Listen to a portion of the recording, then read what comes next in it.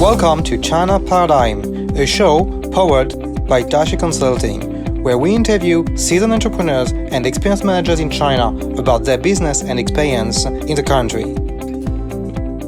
Hello everyone, I'm Matthew David, the founder of Dashi Consulting and its podcast, China Paradigm. And today, I'm recording from the office of the guest, KAWO, with Alex Lee and Alex Duncan, both co-founders of KAWO. So, what is KAWO? It's a software. It's an enterprise social media software, which is helping companies to do three things.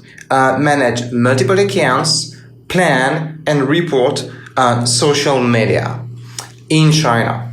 Specifically, Wechat, but not only, also Weibo and more recently Douyin. So the company is between 10-50 people according to my LinkedIn information, and you have served clients like Airbnb, Bacardi, Fila, Vera Wang and NFL and many others. Specifically strong actually in tourism with New York City and food clubs, as I was saying before we prepared. I feel like there is a fan of football industry. Soccer for our American listeners. Soccer, right. Mm-hmm. You have initially started the company, and that's something you wanted me to actually not mention too much because you have pivoted from it. But initially, the idea was to extract content from the existing social media in the West and then publish in the East, in China. And you found out, and that's something you explained very well in your About page, that it was not enough because content needs localization. So what you provided is an easy way to publish content in China, but also to report, to plan, to have metrics on it. And that's something indeed that those platforms don't provide. I like to read your About page from your website, which was recently updated. So KAWO is a 6-year-old venture-backed Wechat, Weibo and Douyin management platform headquartered in Shanghai, China. Originally a side project of the Mailman Group, like many other SaaS companies, we built our first product because we needed it, and I'm reading you. By the way, it's a bit like App Annie, the $1 billion company valuation, which started from an agency and then became independent as a software. I mean, it's the same founding story of Hootsuite. It's the same founding story of Basecamp as well, from 37 Signals. They wanted to manage their own projects, and they eventually made that their own software. So I think it's a great way to start a software company. True, and it's also very, very difficult because moving from service to a software, that's actually a step which is very hard to take. I'm continuing reading your About page, and maybe we can talk about... Well, I think we were quite lucky, just sorry to take you up on that point, is that the team that actually started building KAWO always built it with the vision to be a SaaS company. So we came at it from that perspective from the very early days. True, you have to have an independent team within this agency to be able to make it work. Exactly, yeah. So KAWO was a separate team right from the very beginning, and it was built around, we sat just meters away from our early users, but our vision was always how can we scale this thing to be a ubiquitous software platform. Let me continue reading your page. Back in 2013, many Western brands were just starting to develop a presence in China, and social media was a very cost-effective way to begin. Brands were understandably still nervous about a country with a very different language and culture. We thought we could use technology to make social media in China more transparent, simple, and affordable. The first version of KAWO pulled in post from a brand's Facebook and Twitter accounts and made it easy to translate and publish them on Sina Weibo, Zhenzhen, and Tencent Weibo, which has changed a lot, as I said previously. We soon realized, and this is where you change your mind, we soon realized that translation alone wasn't enough. Brands needed localization to take account of the cultural differences in China. So we pivoted KAWO to become a management platform helping brands and their global teams to work effectively together. I think that's a key element to understand when we understand your platform, to collaborate. As Zhenzhen and Tencent Weibo, sorry. I just and Tencent Weibo, because at the time there was a Tencent Weibo, people forget it, become less popular. We stopped supporting them and focused our efforts on Weibo, Wechat, which actually replaced the Tencent Weibo in some way, and later Douyin. KAWO has since grown to become the platform of choice for global brands, building a social presence in China. Every week, thousands of posts are published to millions of followers for some of the top brands in the world. When Kobe announced his retirement in New York City, and New York City launched their Love campaign, those posts were scheduled, approved, and published through KAWO. We're fundamentally a tech company. Also, that's a key sentence, I think, in your intro. You are a tech company, so you are not an agency. We are fundamentally a tech company. Our team is passionate about code, design, and user experience. We spend countless hours talking to users and analyzing their usage, data, trying to understand what we can do to make their work easier and the end result better. Actually, I didn't read very well this paragraph, but I think it's key to understand your mindset. You are a tech company and you are communicating with your users often to implement new features. There's this fantastic quote from Satya Nadella of Microsoft. And he talks about the mission of Microsoft is to meet the unmet and unanticipated needs of their users. And I think that's a beautiful way to put it, because we try and solve problems that people themselves don't necessarily know that they have. But through our research and our understanding of their roles, we observe that we can help with. And I think that that's quite a common thing when we go into agencies and we look at the way they're working and we see that they're doing things. We're like, wow, we could make that a lot more efficient, because our expertise is in what can be done with software and code. And I think it's a beautiful way to look at product. Totally, and I am in your office now, and we discussed a little bit earlier, and I saw how you interact with your users, implemented their suggestions into your software. To finalize the reading of your page, the last two paragraphs. Now, we've held a developer meetup at our offices, open sourced some of our code, and tried to find ways to give back to the community that has helped us get where we are today. Every week we push new updates to KAWO and have ambitious development plans for the future.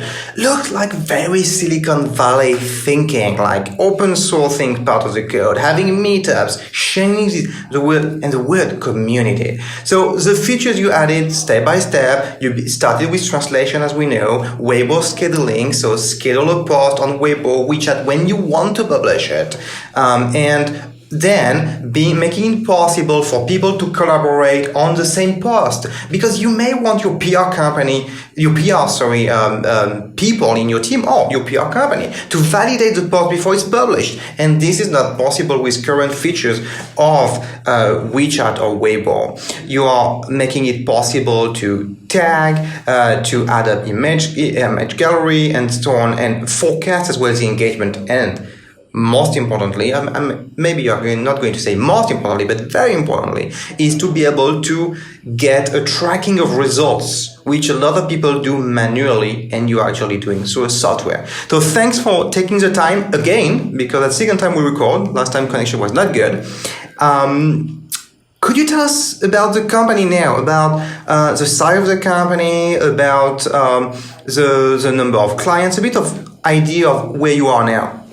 I'll let Alex sort of handle the business side, but in terms of where the product's at, one of the great things about building software is that it's kind of an iterative process where we've gradually over the years built the tools to build the tool, the thing we build. And so now we feel like we can work faster and faster because everything we're implementing is sitting on top of 6 years of development work. So KAWO gets updated roughly twice every single week. And we're able to use all of these pieces we've built in the past to very quickly implement new features. When we added the new network Douyin, it instantly took advantage of all of the stats display and all of the structures that we'd already put in place for Wechat and Weibo. And when we add other networks in the future, they will also sit on top of all this infrastructure we've built. And I think we've also built a culture as well of doing things to a very sort of high standard, and not trying to do too much, but trying to do what we do really well. As an example, in the early days when we were first publishing just to Weibo, there were many things that could go wrong. When you press that red publish button, sometimes one of the images wouldn't upload, or sometimes the post wouldn't get published. And for a user, that's a really frustrating experience. And they would not appreciate how many different things we were doing to try and make that happen successfully. And so for us, robustness has always been a feature. We deal with very big enterprise clients who pay quite considerable fees, and they just need it to work. They don't need it to have the fanciest, most cutting-edge features necessarily, although a lot of people seem to think they need them.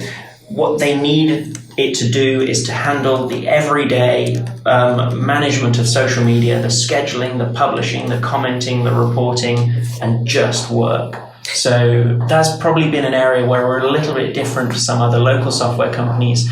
We've not gone too broad. We have a very clear area of focus, and we try to be just really strong. We've probably rebuilt almost every part of our product 2 or 3 times, trying to make it better and better. We're about to build version 6 of our Weibo editor.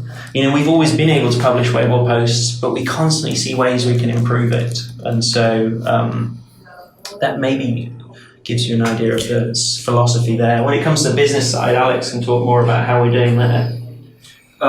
Well, right now we work with over 500 global brands. I think it's a mix of 3 different types of clients. Some clients are completely based outside of China, and we sign directly with them with a global contract. Some of them we might deal with both HQ as well as their China team. So a lot of brands already have a China presence. They have a team based in China, so then we deal with both. And other times we deal with completely local companies. And that is one area that we're really trying to improve. But like many people say, in China, SaaS is still a new concept. I think a lot of enterprises are starting to realize the potential, because I think, again, it's a lot of habit. I think this time with the coronavirus, a lot of companies are starting to realize, hey, this works. Yes, it's a little bit different, but it actually works. So I think in some ways it has helped all software companies when it comes to enterprise sales.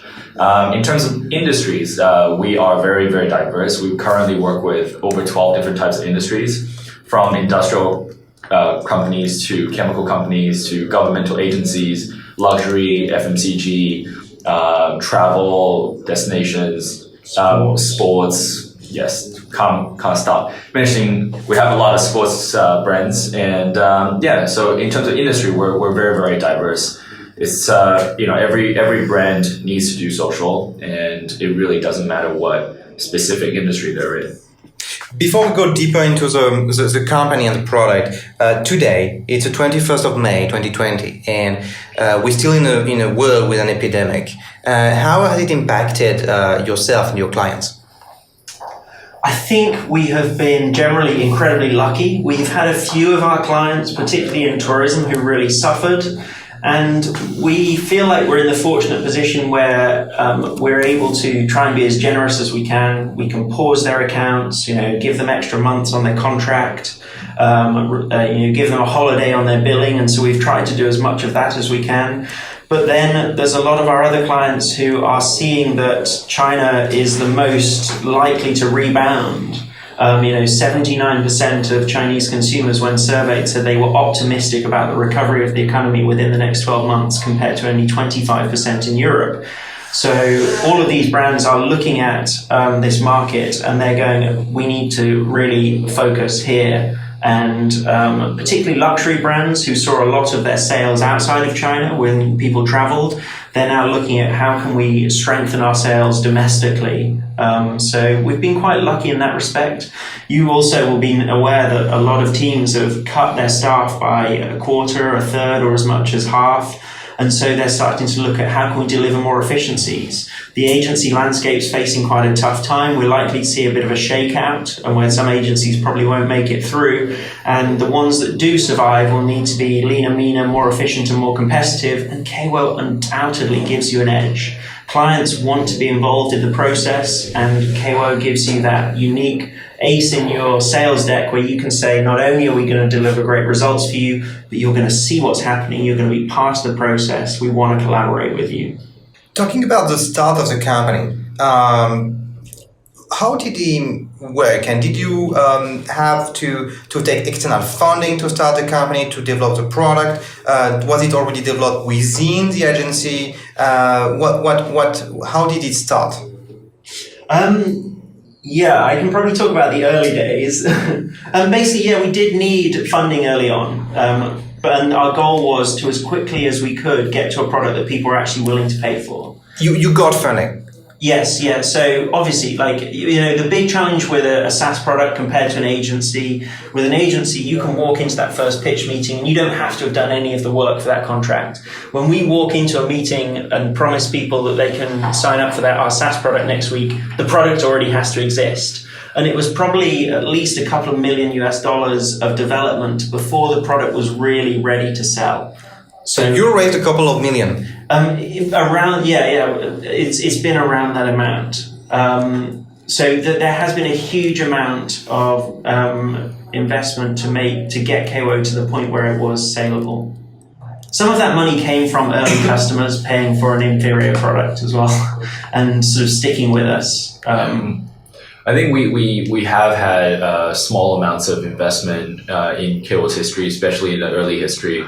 But as we've seen in recent times, we've been very fortunate that we are in a space where people are willing to pay for a good product. And in the last year, we've been bootstrapping pretty much all of our operation costs. And we are profitable since end of last year. So I think moving forward, even without investment, we can continue to grow at a very healthy rate. And that is something very difficult to find in China, especially in the SaaS space. But I think in terms of the entire investment landscape, investors are looking for companies that already have a working business model, meaning they have the capability of making a living on their own without being the overhyped valuation and relying on capital to make sense of the business model. So KAWO has a very good business model. It's a working business model. It's a profitable business model. And that is something that we strive to continue. When you say around $2 million USD, right? You mentioned of investment. In various rounds, yeah. It's hard to put an exact figure on it. I get the feeling that you are including also maybe the time you spend and the salary you didn't get, or is it $2 million you got it in funding to understand better? So there was an initial seed investment of about $200,000 I see. And then there was a small amount of debt, and then there was an additional round. Yes, like a angel round, I guess. Okay. We've generally kept it very lean. So actually the first version of KAWO was basically built by two of the co-founders. Brian, our CTO, wrote the code for the servers. I wrote the code for the front end and did the design. Meanwhile, occasionally went out to the office to pitch it to agencies who were very underwhelmed by our product at the time. And then it was probably after about 3 or 4 years that I started feeling like there was a good fit with what people were wanting.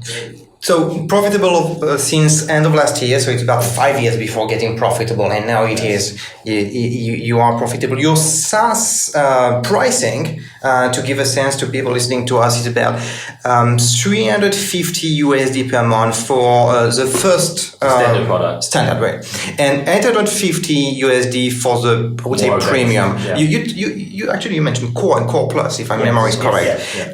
But you can pay annually with a discount. Basically, 2 months, right? 3 months for free, roughly. If we pay annually, because about 3,500 USD for one year, and 8,670 for 1 year. How did you come up with those numbers? Did you make a lot of projection? Oh my gosh! I would say pricing in the SaaS industry is one of the hardest problems, because you'll be aware in your agency business, there are very direct costs associated with everything you do for a client. But we have already built it. Like when you pay for KAWO right now as a client, you're paying for everything we've already done. So at some point we had to make a decision. Do we sell this to 10,000 companies at $100 a month, or do we sell it to 500 to 1,000 companies at, $500 to $1,000 a month? And we looked at the market, which is still incredibly immature in China. And at that time, all of our analysis told us that the enterprise and companies were the better way to go. The sales cycles for sure are longer, but you don't have this churn and the distraction of free trials, which we tried early on and we learned they just didn't work. Companies, in order to use KAWO, have to invest in it. They have to sign a contract. Those contracts are generally multi-year contracts. They generally pay upfront, except in agencies who are a bit more generous. We do post-paid to support their cash flow. And so it's worked for us. Yeah. I think it's just we have to consider all the costs too.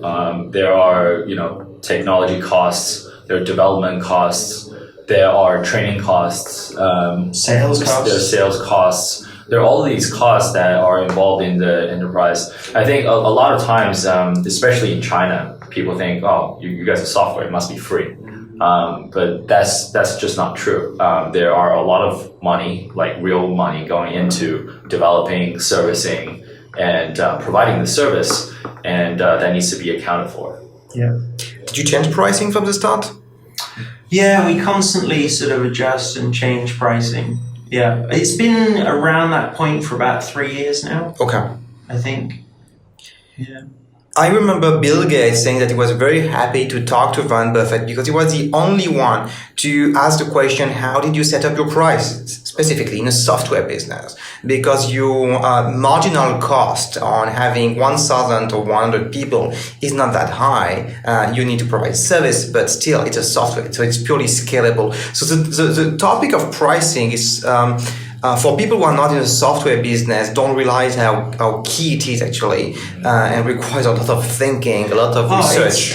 We still struggle with it because as we're implementing new features, some of the things we have coming in the next couple of months are going to have very high data costs associated with them. So we're going to have to rethink our pricing, and we're going to come up with a new pricing model later this year because we're going to be doing a product for community management.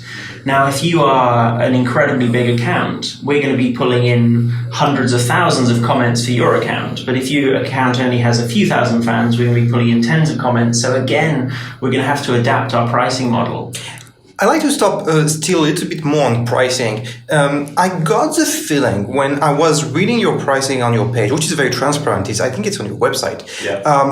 $3,500 USD per month. 350. USD per month. 350, sorry. 300, you would like to be the same. Yeah, I agree. 350. It's a great suggestion. If you think it's worth that, we'll update it.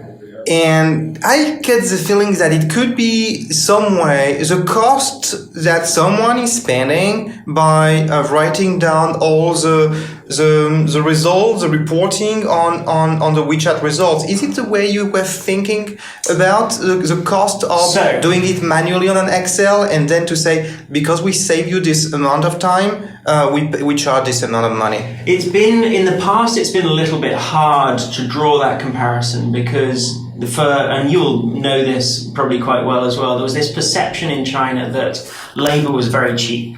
And so there is actually a fantastic quote by an American software entrepreneur, and he said the business model for SaaS only becomes viable when GDP per capita passes $10,000 US. Very interesting. Now, do you know when GDP per capita passed $10,000 in China? Did it? In December 2019.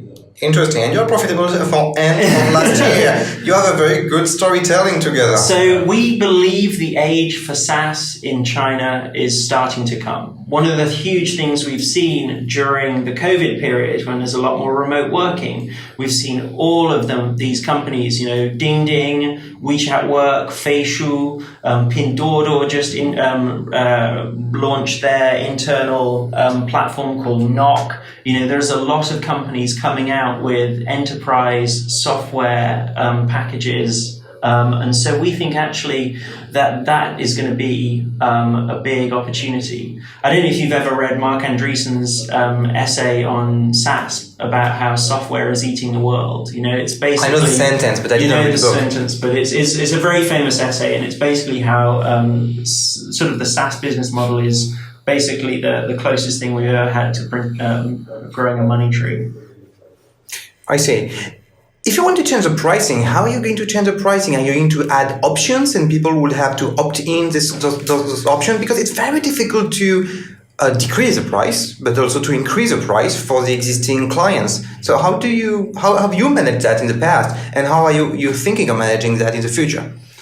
We're still debating that at the moment, like whether or not because we see lots of other companies doing this. So, for example, GitHub, who is the code hosting company, what they did was they kept all their old plans, and if you were on their old plans, you could continue, but nobody could sign up for those plans. And then they brought out a load of new plans with new names that you could sign up for. So we may do something like that to reduce the confusion when we switch the pricing model. So old customers are not suddenly getting a big increase, but then new customers are paying the new model. I think it's going to be what we plan on doing is more of a mix. So it's going to be some of the continuity of the old model plus a little bit more fluidity with new upgradable functions with additional costs, obviously, because when they were working with the old contract or the old pricing, they didn't have these new functions, and these new functions will come up with a different price. And additionally, like if later on we have new product ideas, it could perhaps be added as a new product, but not really on top of the existing price structure of the existing product.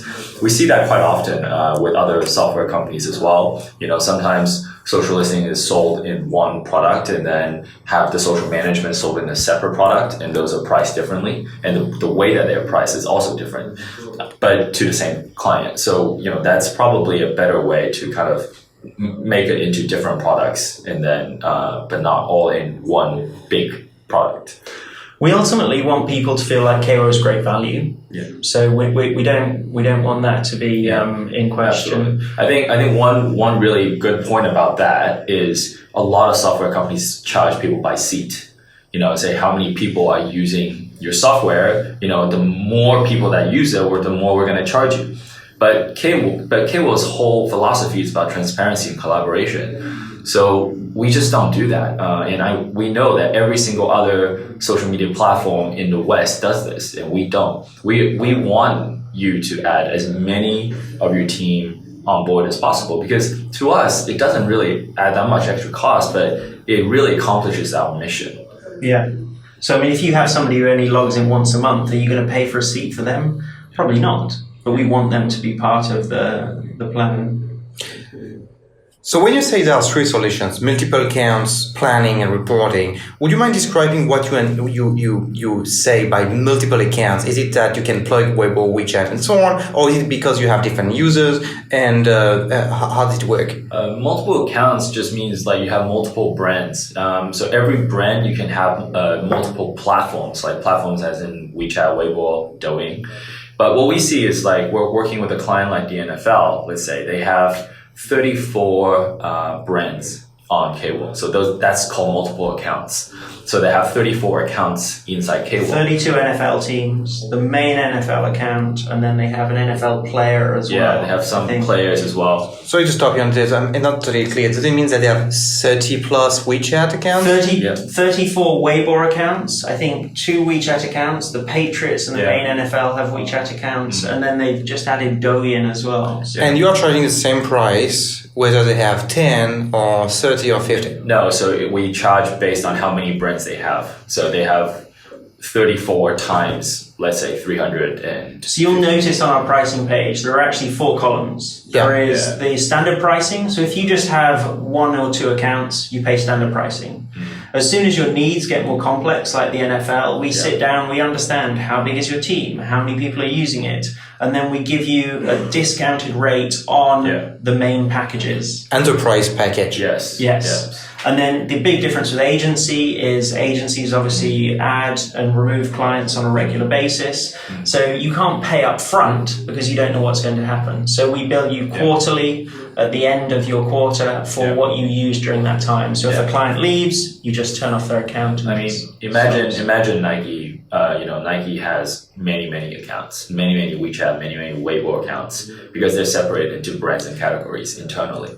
So they are all making their decisions. Managed by different agencies. Got it. So what you're providing is a one-stop software to manage all those multiple accounts simultaneously and easily. Yes. That's the value you're providing by the feature of multiple account. Is it correct? Yes. It is also, you're right, from the perspective of users as well. So I don't know whether or not you have any social retainer clients, but probably in your position, you don't have the Weibo username and password or the WeChat login for that client. Now with KAWO, you would be able to just log in because your accounts would be connected to KAWO. So everybody in your team would be able to see what's going on. You can also invite the client in. So it's multiple users and it's multiple social channels. I thought now I discovered another feature in your software, which is a bit like LastPass, a bit like being able to share your password. So we don't share the password. You don't share the password, but you make it possible for other people to log in and manage the account without sharing the password, which is exactly what LastPass is doing. Well, we connect to the Weibo API. So one person will do the connection, but then all of the users who you invite, either you're the client, your content executive, your account manager, your paid media manager, they can all see what's going on. Yeah. So this is where the collaboration and transparency comes in. And also it provides massive security guarantee because you don't want to be sharing your main platform's actual usernames and passwords around. With KAWO, you can just share your KAWO account. And we all know in China, people move around quite often. I think the average is 18 months before they change jobs.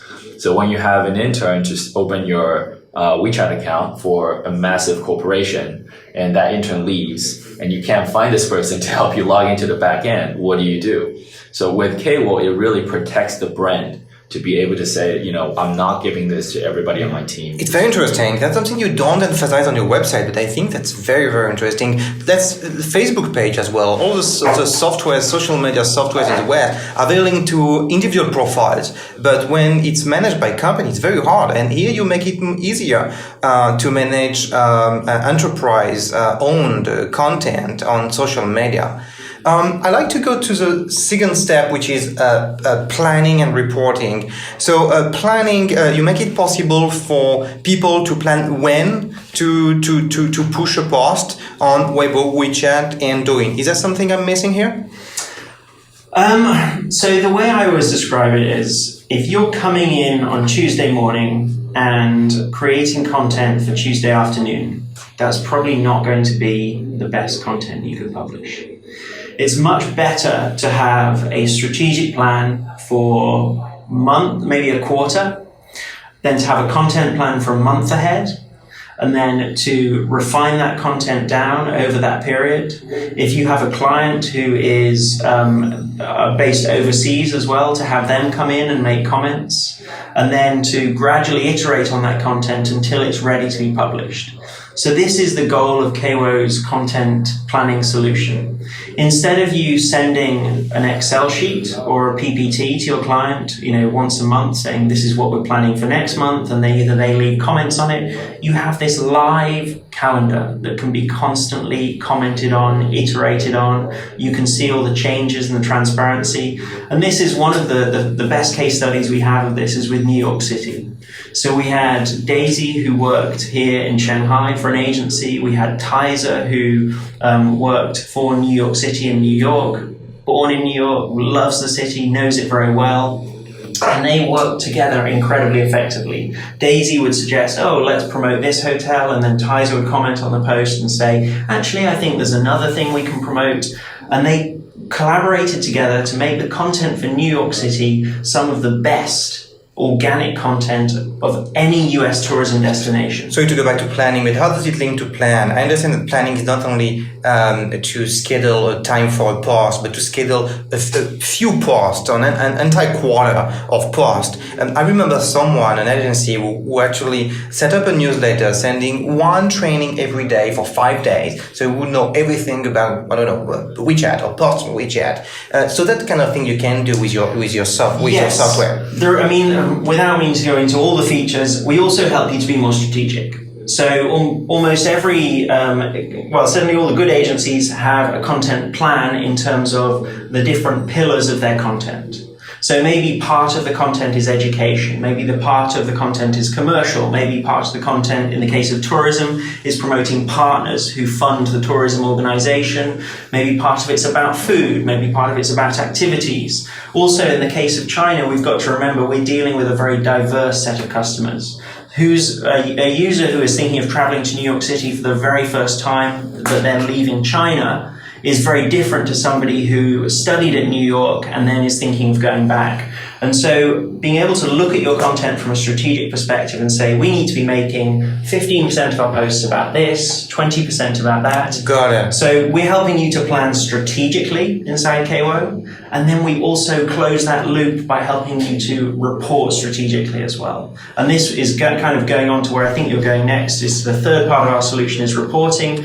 One of the things that we've spoken to dozens of teams over the years when it comes to reporting, and one of the things that makes me saddest is seeing what I call the reporting, merry-go-round, where it's just a constant cycle of, the client needs a report, let's just make a report, we send it to the client possibly doesn't even read it, let's get on with doing next month.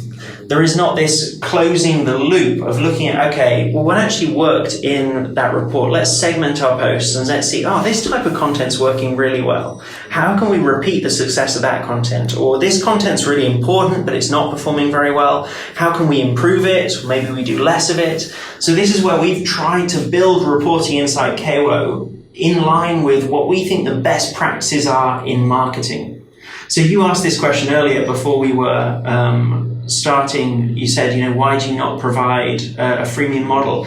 Because although KAWO is a software company, we're also providing consulting on how to build an effective marketing team. Our product is built with an opinion as to how great marketing works. We think great marketing works when you plan ahead, when you don't do things at the last minute. We think great marketing works when you look at the data and then use that to improve and inform the way that you do things in the future. We think great marketing works better when you involve your client in a deep way in what's actually happening and are more transparent in the way you work. So KAWO as a software company has an opinion about how great marketing gets done. Talking about planning, how do you react to the comments of people on your channel? Is it possible through the software to be able to react to comments on the official channel, WeChat, Weibo, and Douyin, or is it purely to push the main messages? So that's a great question, and thanks for teeing us up. We have a huge software release coming in the next 6 weeks, which will add community management to KAWO. So it's been a long time coming, and it's been very well engineered. But we are going to give you a social inbox where you can see all of your comments, reposts, mentions, direct messages across WeChat, Weibo, Douyin, all in a social inbox. You're going to be able to search them by keyword. You're going to be able to assign messages to different teammates. And so, yes, community management is coming to KAWO in the next couple of months. I know you have a call soon. How much time you still have? Oh, I have a call at 10. So at 10. I still have 10 minutes. Please, Alex Okay. will still be. Okay, so we may lose you, Alex. You might lose me. I mean, one of the Alex. So, talking about the product and building the product, I'm curious to know how easy it is to build such a product with the API of WeChat. Do you have to build a lot by yourself and actually going through the login of WeChat to go through the account, or API is kind of seamless? How easy it is to build on the in the environment of WeChat with those APIs. WeChat, Weibo, and Douyin. And Douyin may be actually a very, very interesting case. So we have very different relationships with each of those platforms. With Weibo, we pay quite a lot of money to Weibo to get access to that data. You have to pay to access the data? We have to pay to access the data. And what do you mean by data? Sorry for that. But so every single time we go and get a piece of data from Weibo or we publish a piece of content, we're paying a few tenths of a yuan. From your own, the own Weibo of the brand, of the client. Yes. So you pay to get access to So this we party. pay Weibo up front for an entire year, a very large amount of money. And then that gives us 20, 40 million credits. And over the year, we burn through those credits every time we connect. Very common model in China to pay in advance and then you use the credits. Cash is king, they get the cash, the platform gets the cash, and then you use credit from it. So you pay So Weibo. that's the way it works with Weibo. With Douyin, we actually were incredibly lucky to work very closely with the team who were building the API. So we actually reached out to Douyin mid last year and we said, look, all of our customers are wanting you guys to have an API so they can integrate into our dashboards, and we showed them what we wanted to do. And then a couple of months later, they got back to us and they said, we're about to build that API. We'd love to know what it is you need. And so we got to work very closely with them, bug testing, providing feature suggestions. And so that's been one of the best interactions we've had. So we launched Douyin in January with a great set of features, and that's been a really good relationship. January 2020? Yes, yep. Douyin came out. The WeChat, I would say we're still trying to work a bit more on that relationship. WeChat and Douyin don't charge for their API at this point, whether or not they will in the future. All of the APIs we work with are a challenge. I always say that the development of KAWO is like an iceberg. What our users see is just the 15% that sticks out above the surface. Behind the scenes, we do all sorts of different things to try and make sure that Weibo data is accurate. One of the most popular dashboards inside KAWO is the overview of an account, and it literally just shows simple numbers like, in the last month, how many reads did we get? How many followers did we gain? How many likes, clicks, etc.?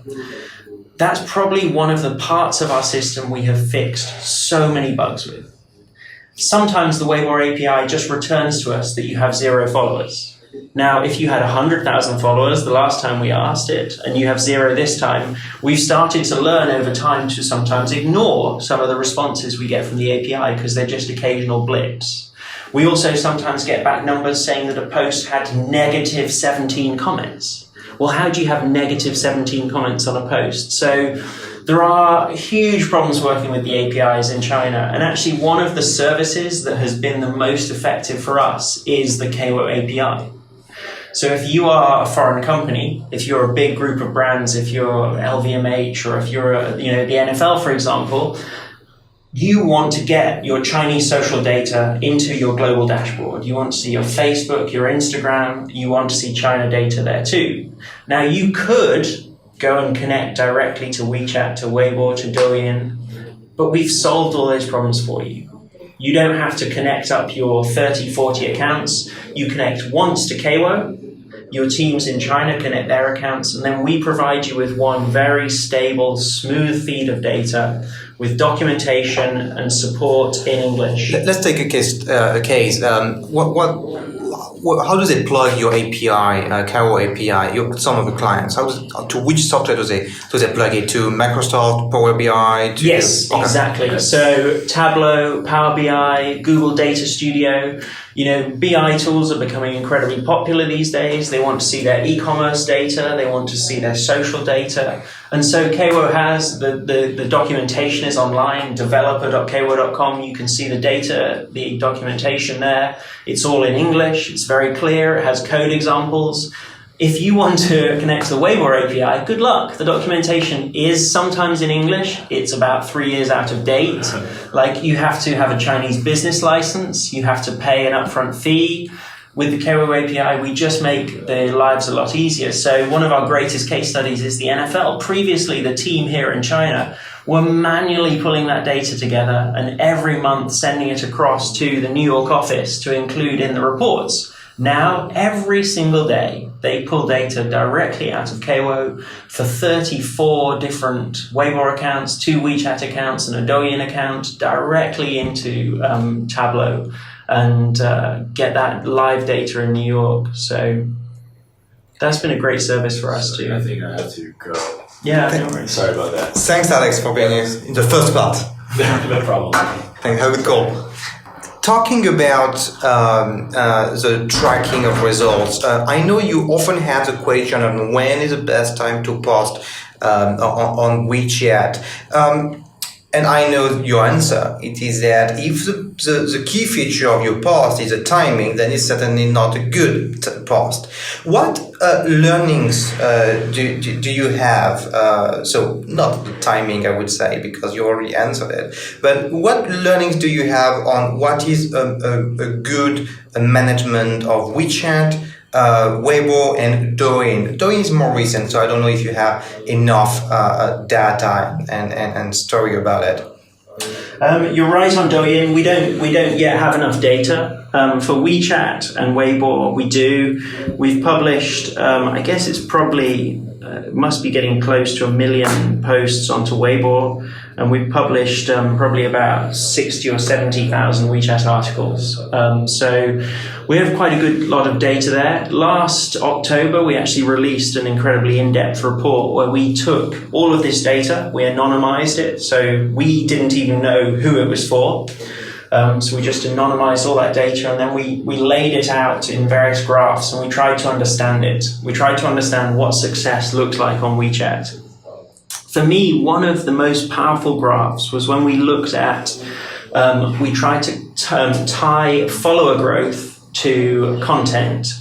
And we realized that on a day that a Wechat account stays silent, it actually is more likely to gain followers than on days that it publishes its worst 50% of content.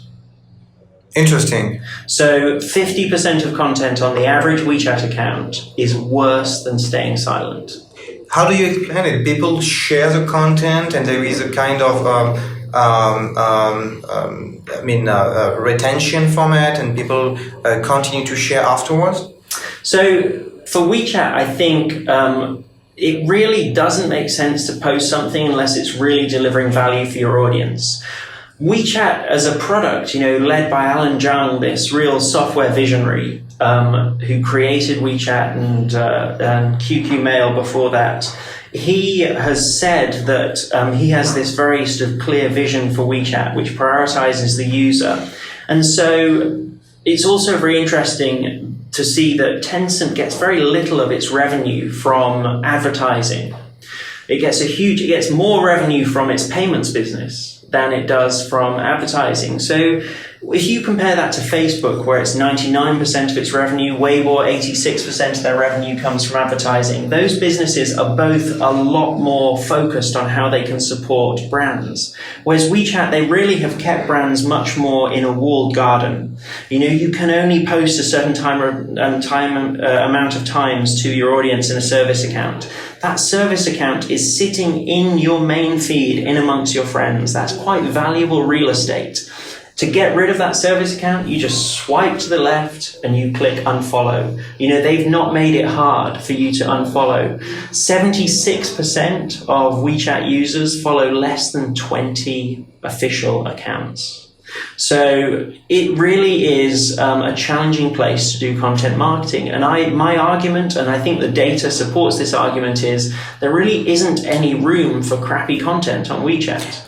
And the weird thing I see is that so many contracts and so many KPIs given to teams and set between agencies is you have to publish a certain number of posts per month. But why try and focus on a KPI like that when actually the goal is to get your content to a certain level of quality where it's actually reaching out beyond your audience? There really is no such thing as going viral on Wechat. But 41% of users follow WeChat accounts based on recommendations from friends, either that content being shared directly to them in a chat or it being shared on Moments. And one thing, when you say WeChat account, do you mention the service account, the subscription account, what we call Fuha, or the subscription account? In both cases, subscription accounts actually, and in our report last year we showed this, subscription accounts are actually a little bit safer these days. Once WeChat switched to the feed, where it's now easier to just scroll past accounts that you don't necessarily are not necessarily interested in, we saw a decrease in the unfollow rate of subscription accounts. Before, when it was folders and you had to go into every single folder, if you go into a folder and you don't see anything you like, you go back out and you just swipe and unfollow it. Now you just scroll past that post. Although WeChat just announced last week they're switching the subscription feed to be algorithmic. So that is another potentially very challenging thing for marketers, because now whether or not your users even get to see your content is going to be based on some algorithm designed by WeChat, which will, we don't know what factors it's going to use, but it'll be more like the Facebook feed and LinkedIn feed. How do you understand by algorithm? Does it mean that it will push up some subscription account you have not subscribed to? Does it mean that within the subscription account you have subscribed to, it will be pushed some content which are maybe not the newest one, but the ones which make more sense? Absolutely. The same thing that Twitter was received hell for when they switched their timeline from being just chronological to algorithmic. Previously the WeChat subscription feed has just been, these are all the accounts you follow and these are the posts in order of when they were published. They've recently said that is going to change, and it's going to be trying to push you the most interesting content to the top. We don't yet know how that algorithm is going to work. One thing we can guarantee is that there will be dozens of people out there trying to gamify it, just like there have been for LinkedIn and Facebook, etc. All of these tips you get where you have to get one comment within the first certain number of minutes and somebody has to reply to that comment.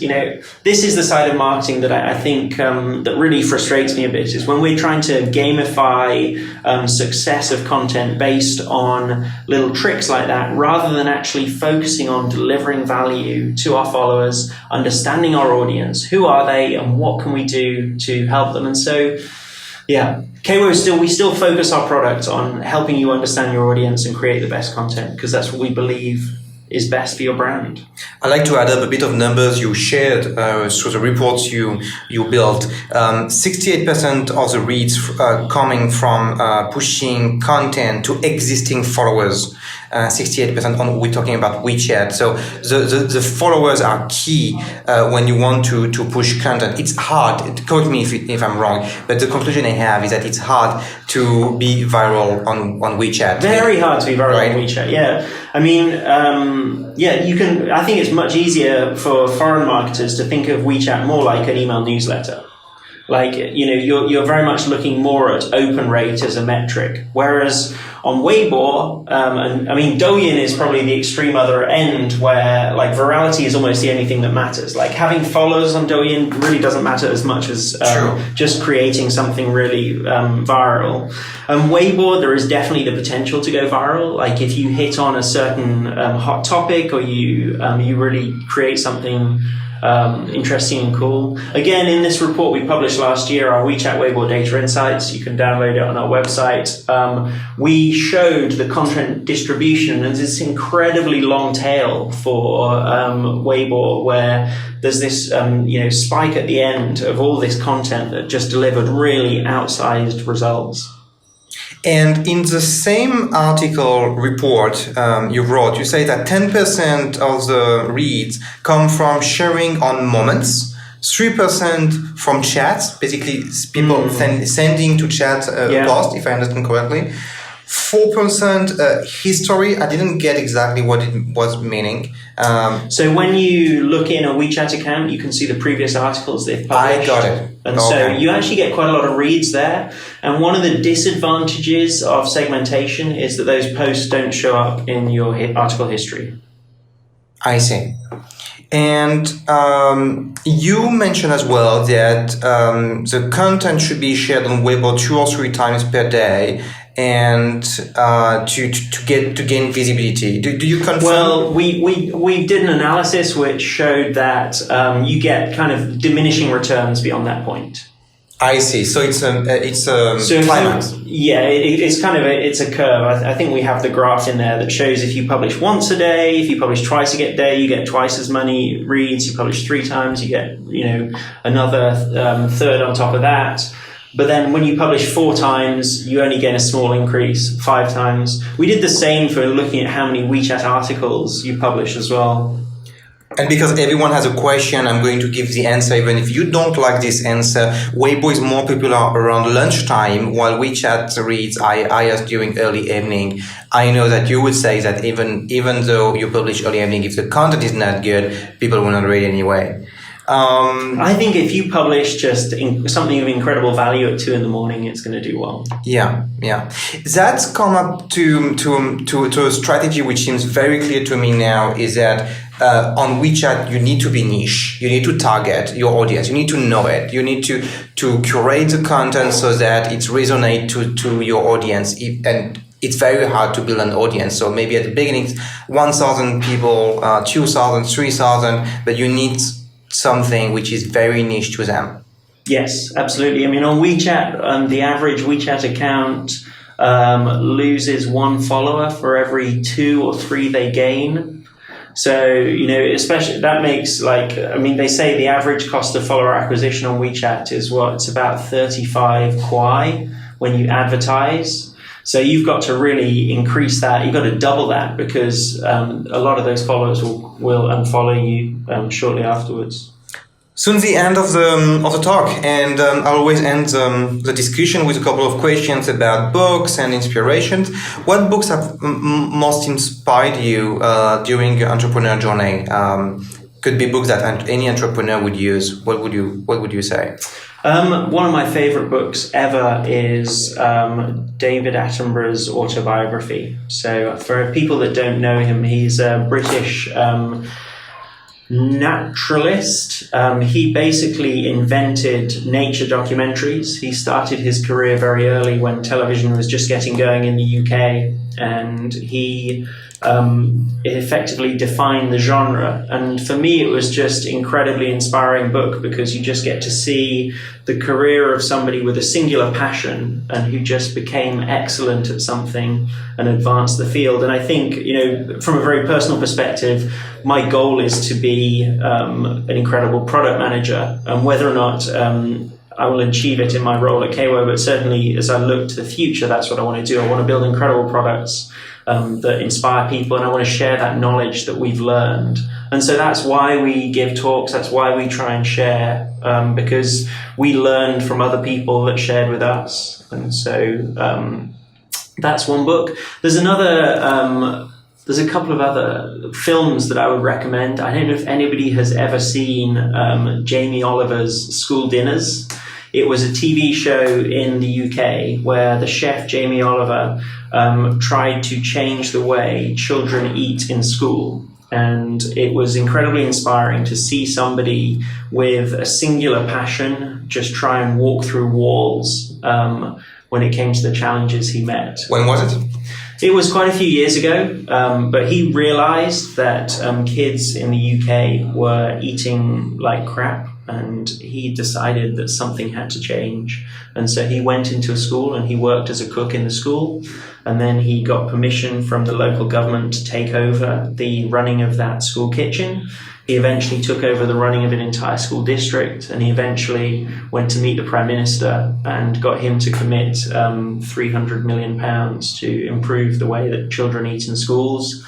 And he eventually went to the USA and tried to do a similar thing, but with much more mixed results. So I find that kind of content incredibly inspiring as well. People that just went and change things. And in terms of an audience that's maybe more interested in marketing, if anybody out there who is in digital marketing in China and has not seen the documentary The People's Republic of Desire, you have to watch it. It's a really good one. It's about live streaming in China, and I think it gives you a great insight into the diversity in a cross-section of Chinese society, and it follows people who are streamers and people who are consumers of streaming content on the platform YY. Why do you read to stay up to date on China? Oh, goodness. That's a good question. I don't think there's any specific thing. I mean, obviously, we follow your WeChat account. Just a mixture of different sources. We have an internal chatbot within Slack that pushes us topic from a wide range of different sources every day. It was written by one of my colleagues. I follow quite a few WeChat groups and occasionally check my LinkedIn feed. I feel that now with the presence of WeChat in our daily life and social media speaking, that we rely more and more on what friends are sharing, including for marketing content, including for business information, where I think 10 or 20 years ago we were relying on, I don't know, Financial Times, Wall Street Journal, or in China, Caixin or Nanfang Zhoumo to learn about the country and the economy. Do you feel the same? Yeah, definitely. Absolutely. Definitely when it comes to China, I don't rely on sort of mainstream media publications as much. I do rely. There's some good ones here. There's people like TechNode create some great content. I rely quite on a lot of my colleagues as well. I have colleagues who have particular interest in what are the latest updates and changes to WeChat and the platforms, and so they often inform me. So. You have been in China for 12, 15 years? I think this is my 14th year. 14 years. You kind of lose count after a point, don't you? Yeah, same for me. I like this question about success and failure in China. Not about yourself, but about what you have seen in society or in the business ecosystem, which has failed or succeeded in China and which surprised you. Something you have seen failing and you didn't expect it to fail, of something or a company or could be something in society as well, succeeding, and you didn't expect it to succeed. Why I'm asking this question is because it's a way to assess what's changing in society, what the surprising changes which are giving us an idea of where we are going. Wow, that's a really good question that I don't think I was that well prepared for. I think the failures are obvious. We've seen this cycle of there just being too much capital in the investment space. After there was 1 or 2 or 3 bike sharing companies, we didn't need another 37. Like whoever started the 4th, 5th, 6th, 7th, 20th bike sharing company, I have no idea what the idea was in their mind. It certainly cannot have been to create more value in the world and to improve sustainability, because they were doing the exact opposite and wasting investors' money. And we've seen that happen with the group buying space, where that got shaken out. We saw that with the car sharing with Didi and the merger there, and then Uber being kicked out and them paying to acquire drivers. We've seen it with so many different industries, and so that's one of the things that just keeps happening again and again. And we're kind of watching I don't know if we're watching the demise, or we're definitely watching Luckin sort of hitting a tough period, which I think was obvious to see. Like that product didn't make sense. The way they were building that building, the founders had a track record of doing the same thing before, and that kind of thing makes me very sad. I much prefer, we exist to create value at KAWO. We're not aiming to profit, personally anywhere near as much as we are to build something of impact. The businesses that inspired me when I was growing up are the likes of people like 37 Signals at Basecamp, and they're very open about how they build their business, and they talk about how they try and have a lifestyle balance, and they try and innovate, and they open source things, and they try and create value. We as a company would not exist without the other companies that have done that and the software we depend on. And so I hope as part of our journey we get to give back and deliver value to other people, deliver value to our team. That's incredibly important. I want people who work in our team to feel like they get the freedom and the opportunity and the support to do the best work they ever got to do. And that, you know, when they look back on their career in years to come, KAWO will be a real highlight of their time here, because we tried to be excellent. And in terms of what has succeeded in China, and that which is surprising, which was not something you saw coming, and it surprised you. I guess I've been a little bit surprised by the rapid growth of things like Starbucks. Sort of when I first came here, I felt like it was just a Western luxury, and I felt like China was sort of a tea drinking culture. But obviously China has very rapidly switched to a coffee drinking culture. And I'm incredibly happy to say that when I go on bike trips in very remote parts of China, there are often a Starbucks there. What's the underlying wave you are seeing which has been supporting the success of Starbucks in China? How do you explain it? I think it did the same thing that a lot of other companies did when they came to China, which was they positioned themselves as sort of a luxury status, desirable product, and they obviously coffee has a certain addictive nature to it, which has probably helped them with their growth as well. And it's become, for the colleagues, my Chinese colleagues are just as into drinking coffee as I am. And if you live in the French concession like I do, you'll know that coffee shops are every second building seems to be a coffee shop these days. Non-big branded coffee shops are also very present. And I would add up one thing, that Starbucks is a case we use in our company to brainstorm about how you can redefine yourself when you enter China. I mean, Starbucks is clearly not a takeaway business like it could be in the US, and it's much more like a third place where you sit and you stay, and as you said, very well decorated, much more premium and nice to stay in. Thanks so much, Alex, and Alex Lee who left as well. Yeah, sorry, I had to jump on a call with an investor. It was planned. Thank you so much. It was very interesting, and actually I love going to the office of my guests. I should do that more often, but it's time consuming. That's the only limit. I say that. Being able to sit there opposite you and chat. I feel like we get to have a much more vibrant discussion as well. Totally true. I want to thank Sophia, Etienne, and Michel who helped preparing this interview, and I hope everyone enjoyed it. Thanks everyone for listening.